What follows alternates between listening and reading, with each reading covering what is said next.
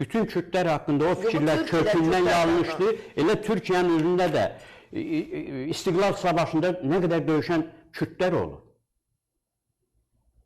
İnönünü Kürt deyirlər. Atatürk'ün yaxın. Bu bilirsiniz, bu şiələrin Əbu Bəkiri lənətlənməsi kimi bir şeydir. Həzrət Məhəmməd Əbu Bəkiri özünə ən yaxın yoldaş seçir, şiələr Əbu Bəkiri lənətləyir. Və yaxud Atatürk İnönünü özünə yoldaş seçir, bütün Kürtləri söymək. Bu yanlışdır. Bütün millətlərin içində yaxşısı, sağlamı və qeyri-sağlamı var. Bu beləsi. İkincisi, Öcalanı azad eləmək istəyən Rəcəb Tayyib Erdoğan və Baxçəli. Biri çıxıb orada, mən demədim İmamoğlu sağlam adamdır. Belə bir şey işlətdim mən. Dedim, eyni adamdırlar. Eyni mərkəzdən idarə olunurlar. Necə olur? Onların dediyi eşidilmir, bunun dediyi eşidilir. Öcalana görüş verən, Öcalana məktub oxutduran, Öcalanın məktubunu oxutduran 2013-cü ildə mən sizin kanalda keçən dəfə dedim. Novruz bayramında Öcalanın təbrikini oxutdular. Keçən prezident seçkilərində Öcalanın TRT1-dən məktubunu oxutdular. Bunlar İmamoğlu'nun səlahiyyətində idi. Odur ki, deyirəm, hakimiyyət kanallarının təbliğatında olan doğru təhlil eləyə bilməz. Bilirsiniz, məsələnin Erdoğan dedim ki, hər dəfə müəyyən düşmən yaradıb, o düşmənlə qalib gəlir. Mən sizə əmin eləyirəm.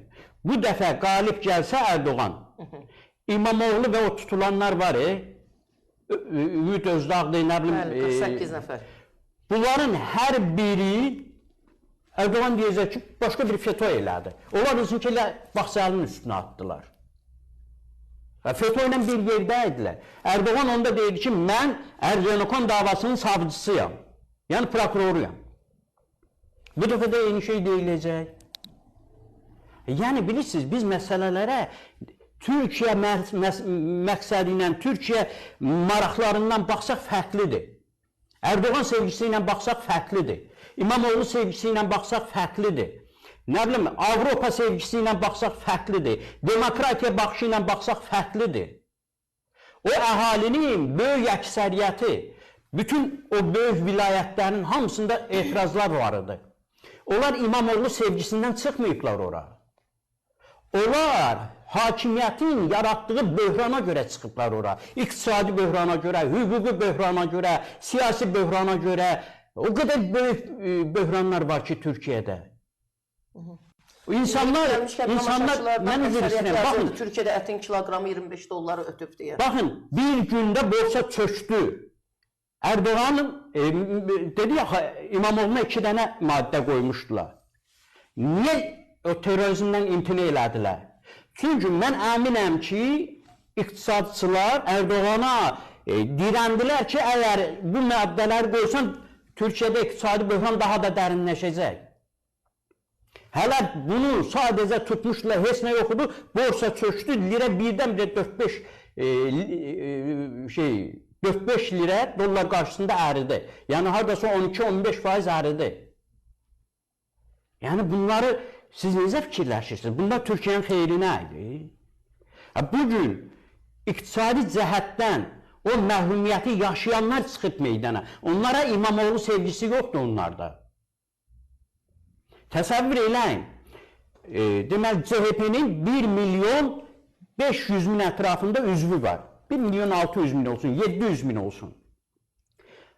Bu rəy yoxlamasında 15 milyon yarım insan gəldi, səs verdi. Bunun milyon yarımını çıx, 14 milyon həmin o imkansız, hüquqi pozulan, iqtisadi baxımdan əziyyət çəkən. İmamoğlu da verəcək onlara. Çünki mən ötən günlərdə Ankarada yaşayan İlhamə Qasımlıqdan, bizim jurnalist həmkarımızın çox maraqlı bir açıqlamasını oxumuşdum. İndi əgər tapa bilsəm... İmamoğlu nə verəcək? Yəni İmamoğlu, yəni İstanbulun başında da neçə illərdir merd. Yəni o nə verdi ki? Çünki mən o İlhamənin oxumağını... İlhamə çıxdı ailəlikcə Türkiyə ərə gedib Türk vətəndaşına, Türkiyəyə ərə köçüb bu adam. Amma dolana bilmədi, qayıtdı Azərbaycana. Görürsün, Ailəlikcə. görürsün. İndi ona yazırdı. Bəli, mənim də bildiyim Türkiyədə işləyən Azərbaycanlılar var. Artıq indi dad çəkirlər ki, dolanamırıq, orada bir iş tapın gələk. Aha. Yəni dünən niyə gedirdi? Dünən çünki dolanışıq imkanı var idi. Bugün dolana bilmir, yaşaya bilmir. Yəni o da orada yazırdı ki, ondan əvvəlki İmamoğlu nə verəcək? Heç nə vermədi. Axı İmamoğlu'nun Türkiyəyə nə verəcək? Onu demək Hə istəyirəm. də, Bir şəhərin tutaq. İmamoğlu'nun bugün mən İmamoğlu'nun Erdoğan'dan yaxşı nəsə verəcəyinə inanmıram. Amma cəmiyyət ümid eləyir. Cəmiyyət ümidlə yaşayır.